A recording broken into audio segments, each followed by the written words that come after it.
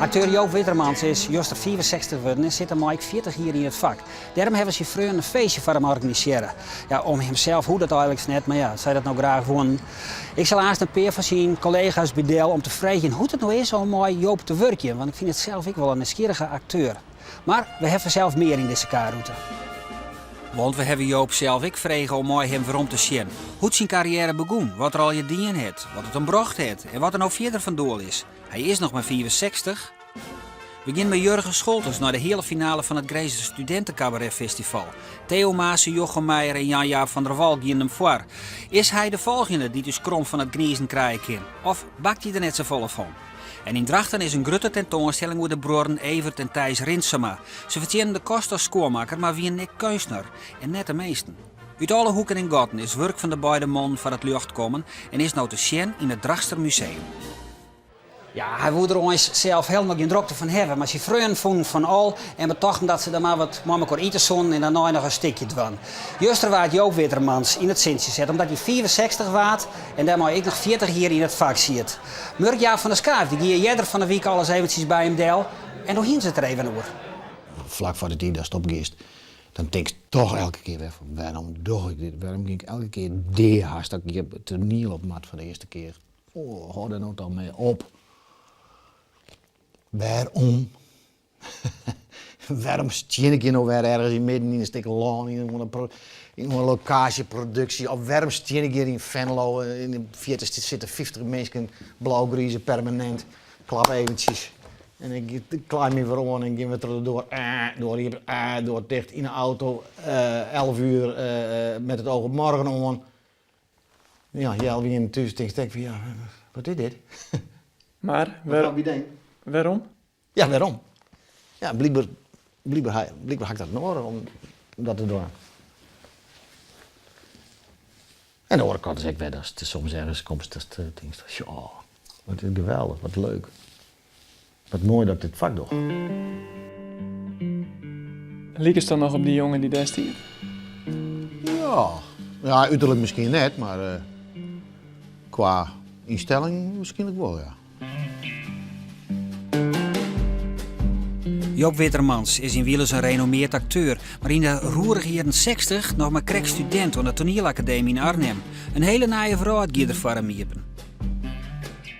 Ik kwam uit Burgum en ik hield mij die nog niet op lofspullen en bij de toen nog Friese Toneelstichting een breid in de Moorndien. Ik kwam met die squallen en dat weer toen nog helemaal ja, beroemde Hans Stiemeyer rondom en Sim Vroom en al die mensen. Goh, ik zeg het natuurlijk, die zeg ik dan op televisie. Vroeger bij ons Beppe, toen die jongen weer toneel op televisie. En dan ging ik altijd naar Beppe daar, die televisie. Om dat te zien. Ik wist al vrij snel, ik denk, ik moet zien dat ik daar ergens te landen kom. Dat hij wat bad vannacht, toen gaan ze hem oppakt. Hier dan oproep voor Duitsland. Ja, ik kon wij het vrij laten weer. Je wil niet meer praten. Het gaat met jou net lang door. Hoe doe je dat? Je verhoor. Nee, ja, als ik me zeg, ik moest even in je sjen. Zou je smokelen? Weet je dat?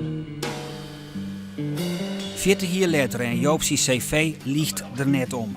Hij speelt een rol in bekende films als Nienke, Van God Los, De Foeken en series als Vrouwenvleugel en Fort Alpha. En net te vierten stier er een hele protte op het toneel.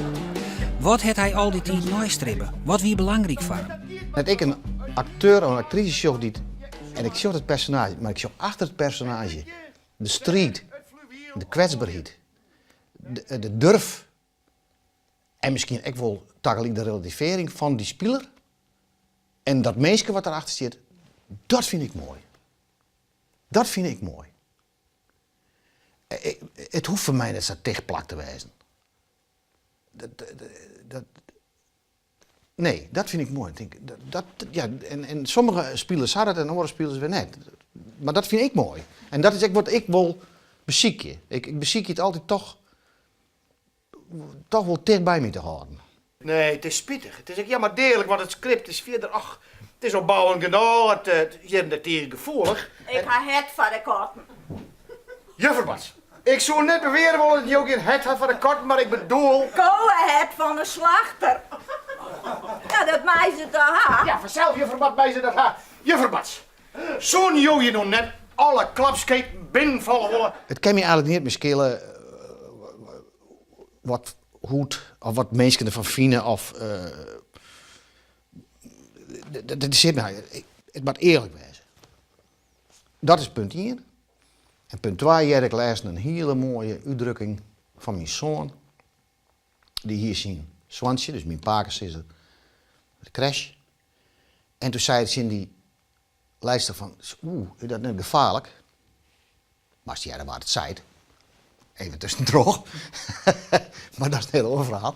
Is dat net gevaarlijk? Toen zei die vrouw, het is beter gevaarlijk spelen dan veilig vervelen. En toen dacht ik, joh, dat is precies wat het om gaat. Ik verkeer bij mijn loon net, Prins, dat wist toch heel goed. Ik vreeg alleen maar om een lening. Een lidse lening en ik betaal iets zo gauw mogelijk waarom. Ja, maar ik ben gekke Gerrit niet. Kijk, als de bank al naar zijn centen kan fluiten. Is dat de sauwe tingst? Ik geef jou een goede prijs voor je land, jongen. Wat wil je nou nog meer?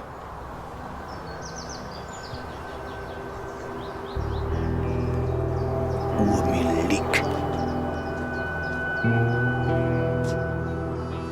Toneel is een plak waar ik mij senang viel. En dat is een plak waar ik mij autonoom viel. En dat is een plak waar ik het gevoel heb dat ik mijn eigen beslissingen nemen kan. En ik verantwoordelijk ben van mijn eigen beslissingen. Ik had eens een keer een huisarts die zei tegen mij... ja, maar Joop, toneel is wel een redding. Dat klinkt hard, maar dat is ik wel zo. Ik kan me in situaties vaak net handhaven of net... of ik word dwars of verkeerd. En op toneel had ik dat net, minder. Wat doet u hier? Trix heeft misschien niet zoveel stijl als jij en jouw dure vriendenklikje. Het is een klote streek van je om de wijs te maken dat ze mee mocht naar het diner. Ik heb haar gezegd dat het me spijt. Ja, dat zal wel. Goed, dat hebben we dan ook weer rechtgezet. Kan ik nu weer aan het werk? Ja, maar eerst moet ik nog wat rechtzetten. En dat spijt me ook verschrikkelijk. Ik wens je natuurlijk nog alle goeds. Nou, nee, nou is het wel zo, tijdens dat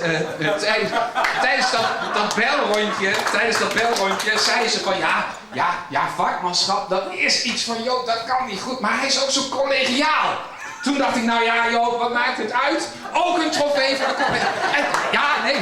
En toen heb ik ook een punctualiteitsprijs uit willen reiken. Nou, en toen waren eigenlijk... ik denk, we zijn er. Goeie tijden, daar krijg je ook een prijs voor. Nee, maar ho. En toen dacht ik, toen had het Trip Wittebol ook een prijs. Vrouwenvleugel, dames en heren. Vrouwenvleugel. Leon van Zuilen in Zeggens A, ook een trofee. Ja, zo gaat hij door. 12 stenen, 13 ongelukken. Een sommig in huis. Grijpsta in de gier. De co-assistent. En de laatste, met een mooie Soef Habibi. Een niet terugkerende gastrol voor het beste lijk ooit in Baantje. En dat is deze Joop. 40 jaar dienstverband. 40 jaar houdt het Nederlandse publiek van jou als acteur. Ze weten niet waar ze je van kennen. Maar de kop komt ons bekend voor. En daarom deze ring voor jou. Joop, het zij je gegund. Het zij je gegund.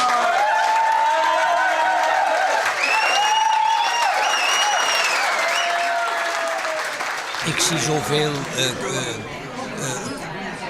collega's, maar niet alleen in het toneel, ook in de muziek enzovoort, die zichzelf belangrijker vinden dan het vak. Bij hem is het andersom. Hij vindt zichzelf niet zo belangrijk, hij vindt het vak belangrijk.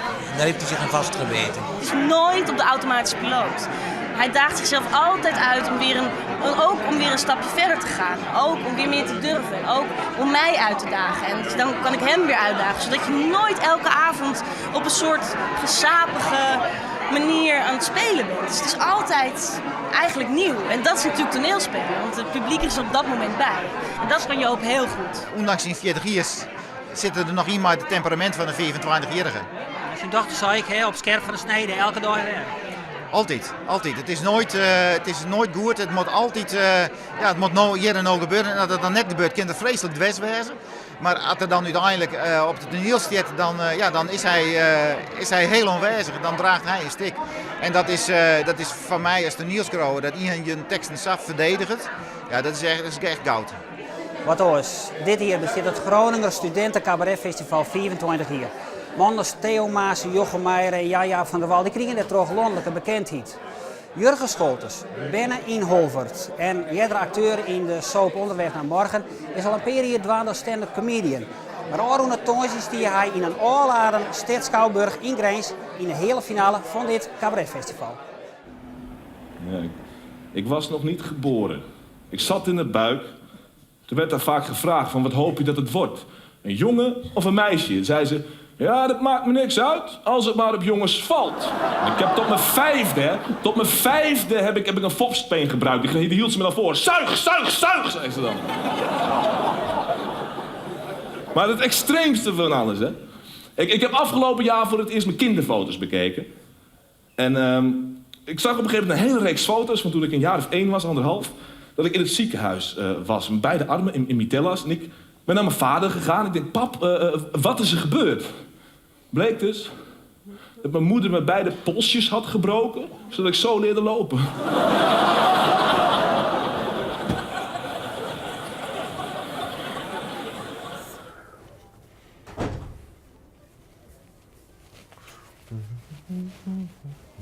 Een goede grap is als iemand iets zegt dat bedoelt als grap en dat erom wordt gelachen.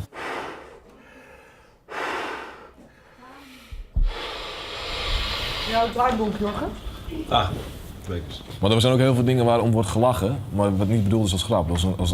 Als een kind op een stepje op zijn muil gaat, dan is het niet bedoeld als grap van het kind, maar mensen kunnen er wel om lachen. Oh, het kind, als hij zich niet te veel pijn heeft natuurlijk, hè.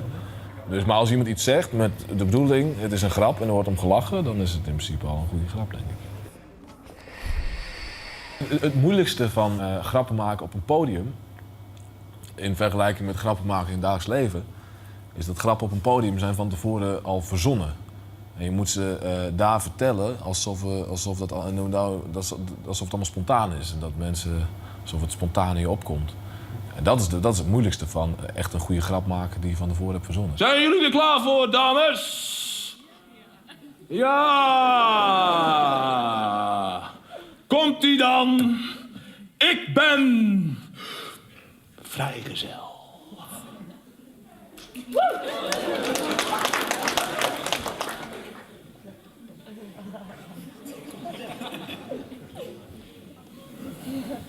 Ja, maar Jorgen, hoe ga je dat dan doen? Wij zijn met z'n vieren, jij bent helemaal alleen en we willen allemaal. Rustig, rustig. Jullie komen allemaal aan de beurt, 1 voor 1. Oh, Jorgen, mag ik dan eerst? Nee, ik wil eerst elleboog in je gezicht. Oh, rustig even. Ik bepaal de volgorde. Ja, maar Jorgen, hoe bepaal je die volgorde dan? Op wat voor vrouwen val je? Ik heb rood haar, Jorgen, ik heb hele dikke tieten, Jorgen. Ja. Mijn voorstelling die gaat over een man die heel erg zijn best doet om een goed mens te zijn, maar toch steeds weer per ongeluk een klootzak is. Het is toch wel heel spannend inderdaad. Het is een goed begin, zeg maar, als je dit wint. Als je kijkt naar wat voor namen dit in het verleden hebben gewonnen. Mensen als Jochem Meijer, Theo Maas, Lemmens en Jansen. Dus als je wint, dan hoor je er al een beetje bij, zeg maar. Dan ga ik de kijkers gedag zeggen op dit moment. Bedankt, Albert. We zien elkaar daarna. Goedenavond en welkom. Alle muizen moeten dood. Alle muizen moeten dood. Zij zijn blank, zwart, dan mijn dik.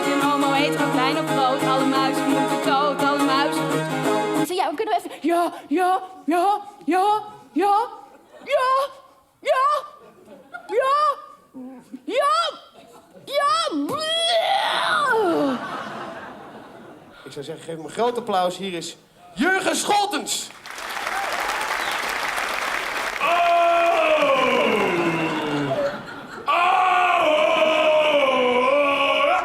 Zo gaat hij goed! Hoppakee!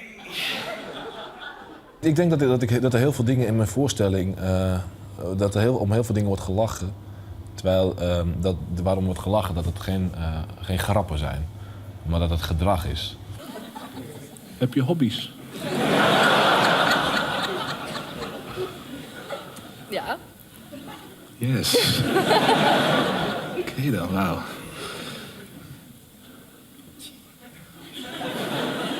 Ik vind het interessant om met minimale middelen het publiek aan het lachen te maken.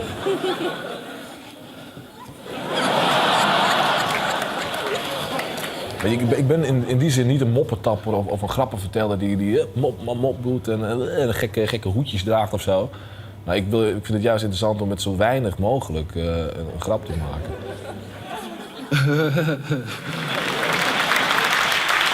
Jurgen Scholtens.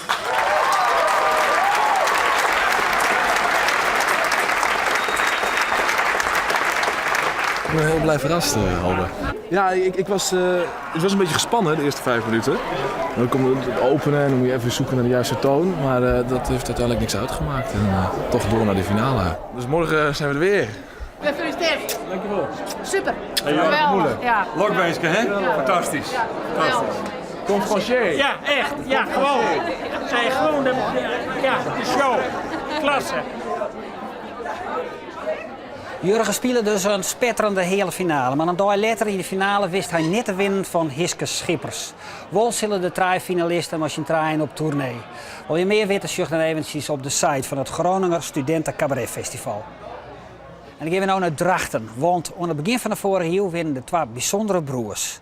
Ze verdienen de kost als schoonmaker, maar bekend binnen ze worden als schreeuwer en schilder. Ze zijn in contact met orenkunstenaars, avant-garde kunstenaars uit het westen, zoals Theo van Doesburg en Koert Swieters, en die kwamen daar ook door de vlier. In het Drachten Museum is nou een grote tentoonstelling inrichten over Thijs en Evert Rinsema.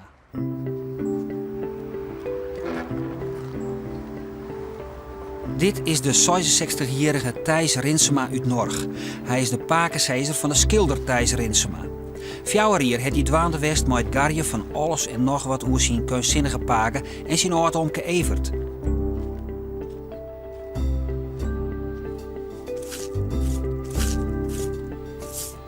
Ja, ik kom hier heel vaak. Bijna elke keer als ik in Drachten kom, ga ik weer even kijken. En dan zeg ik tegen hem, het gaat goed.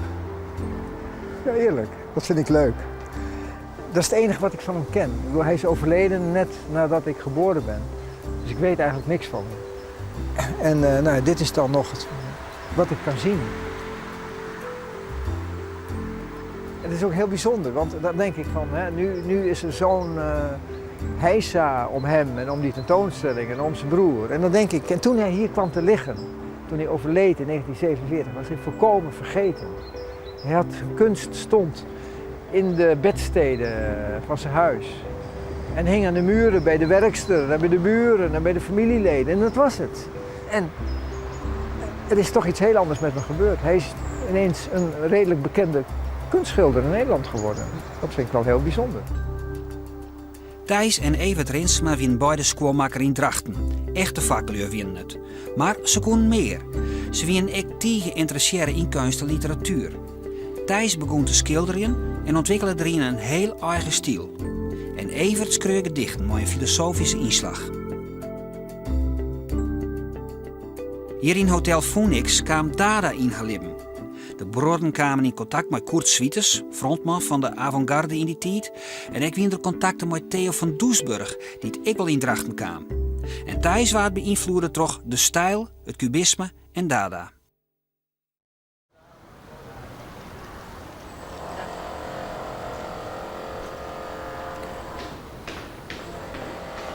Ja, we zijn nog druk bezig met de voorbereidingen voor morgen.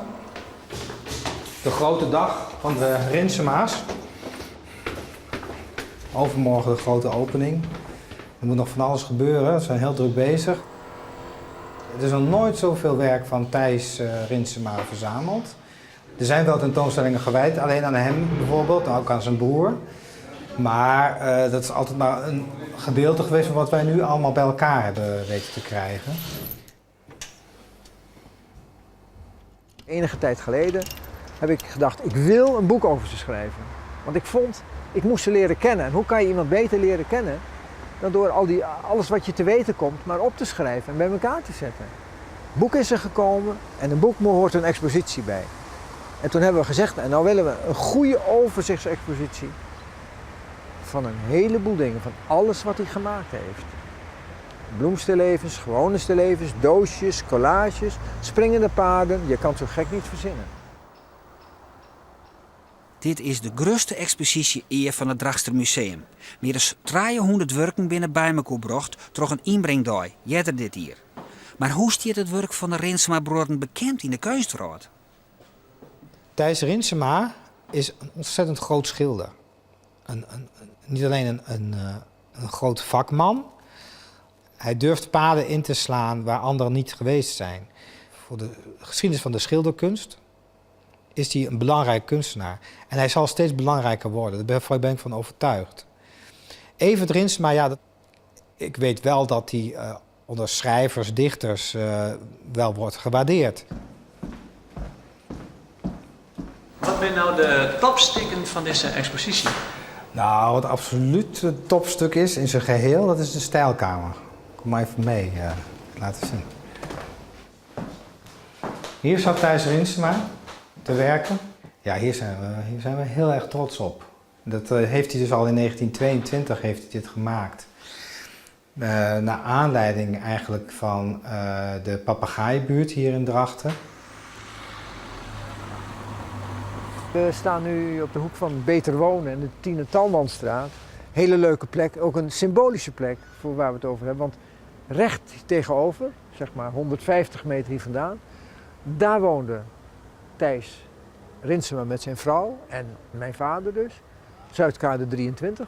En als we diezelfde kant nu, die kant op kijken, dan zien we daar de papegaaienbuurt. Met de rood, geel, blauw geschilderde huizen. En waarom is dat nou zo interessant? Omdat mijn paker samen met zijn broer ervoor gezorgd heeft dat Theo van Doesburg, die dat mede heeft gedaan, in Drachten is gekomen. En die klus op zich heeft genomen. En hij was er zelf ook zeer van gecharmeerd. Hij vond het prachtig. De stijl, dat abstracte, dat rechte, dat kan je ook in zijn schilderijen zien. Dus eigenlijk is dit een hele leuke plek. Het oude daar en het nieuwe daar. Hoe groot wie de rol van Thijs Rinsema junior nou kent voor deze expositie? Nou, doorslaggevend. Die research naar waar die werken zich bevinden, waar die mensen wonen, wie toeschietelijk is en wie niet, wie we moeten benaderen en wie niet. Dat heeft hij allemaal al gedaan. Het is ook echt een tentoonstellingsmaker, we hebben dat samen gedaan, dus het is heel bijzonder. Zonder zijn bijdrage zou deze expositie er net weg staan? Onmogelijk, ja. Ik denk dat ik wel aardig op hem leek. Ik ben helemaal niet kunstzinnig, laat dat duidelijk zijn. Dat heb ik niet meegekregen, maar wel dat eigenzinnige. Zo van, ik doe wat ik wil, zo ben ik ook wel. Dus ik heb hem beter leren kennen en dat is voor mij geweldig. Dat vind ik ontzettend leuk. Dit is mijn postume eerbetoon aan mijn paken. Zeker. En daarna ga ik de andere dingen doen. De expositie over de broers Rinsema door het nog mooi 8 maart. Dit was de kaarten voor deze week. Na week aandacht voor het Noordelijk Filmfestival en een nieuwsgierig en onthullend boek over de schilder Sjoerd de Vries. Bedankt voor het zien en tot na week.